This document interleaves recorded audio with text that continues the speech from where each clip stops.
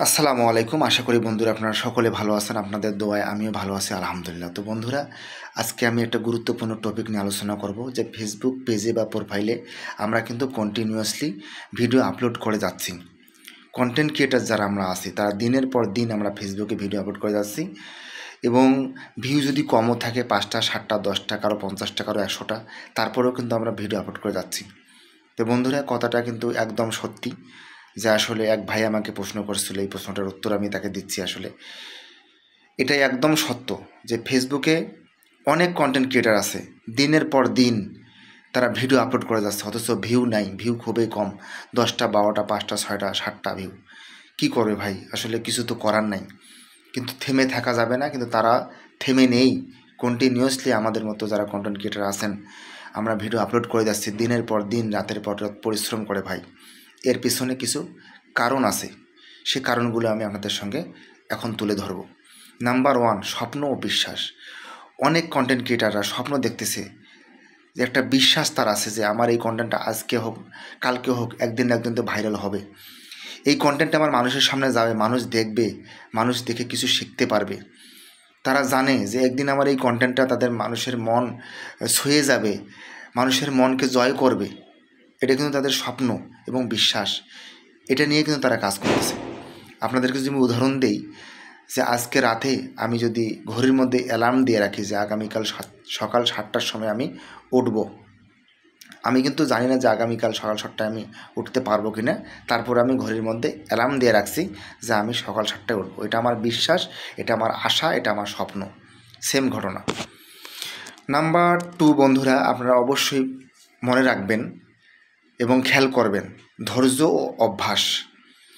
তাই এখন কিন্তু সফলতা একদিনে আসে না, ধারাবাহিকতা, ধৈর্য এবং সফলতা আনার জন্য আপনাকে ধৈর্য এবং অভ্যাস থাকতেই হবে।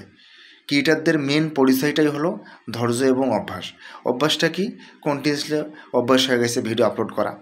আর ধৈর্য হলো, ধৈর্য নিয়ে আমাকে কাজ করতে হবে, প্রতিদিন কিছু না কিছু শেখা এবং কিছু না কিছু স্কিল ডেভেলপ করা এবং প্রেজেন্টেশন, এডিটিং, এগুলো নিয়ে তাদের কিন্তু একটা অভ্যাসে পরিণত হয়েছে, না করলে যেন ভালোই লাগে না। নাম্বার 3, নিজের ভালোবাসা। অনেক কন্টেন্ট ক্রিয়েটার আছে নিজের ভালোবাসার থেকে কিন্তু কন্টেন্ট বানায়। কে দেখলো না দেখলো, আমি কথাগুলো বলতেছি আপনারা মিলাই নেবেন ভাই। অনেক কন্টেন্ট ক্রিয়েটাররা আছে তারা কন্টেন্ট বানায় ভালোবাসা থেকে, ভাইরাল হওয়ার জন্য না। ঠিক আছে, ভাইরাল হওয়ার জন্য কিন্তু তারা কন্টেন্ট বানায় না। তাদের গল্প মানুষকে শেয়ার করে, মানুষের সাথে কথা বলে, তাদের লাইফস্টাইল, এসবই কিন্তু তাদের দিনটা পার হয়ে যায় এবং তারা দেখলে বা দেখালে আনন্দ পায়। ভিডিওটা এডিটিং করে নিজে নিজে একবার দেখা যায় যে না দেখি কেমন হলো। অনেক আছে তারা ক্যামেরার সঙ্গে কথা বলতে পারে না, অনেক কন্টেন্ট ক্রিয়েটার আছে নতুন, আমাদেরকে দেখে যদি তারা কিছু শিখতে পারে, এটাও কিন্তু একটা, বন্ধুরা আপনাদেরকে মেনে নিতে হবে যে কেন আমরা প্রতিনিয়ত কষ্ট করে যাচ্ছি এবং পরিশ্রম করে যাচ্ছি। নাম্বার 4, অ্যালগোরিদমের খেলা। ফেসবুকের অ্যালগোরিদম কখন কোন ভিডিও পিক করে নেবে কেউ জানে না। হঠাৎ করে দেখছেন যে আপনি 50টা ভিডিও আপলোড করছেন বা 100টা করছেন বা 500 করছেন, হুট করে দেখা গেলো যে আপনার 49 নম্বর ভিডিওটা বা 50 নম্বর ভিডিওটা হিট করছে বা ওই ভিডিওটা আপনার ভাইরাল হয়ে গেছে।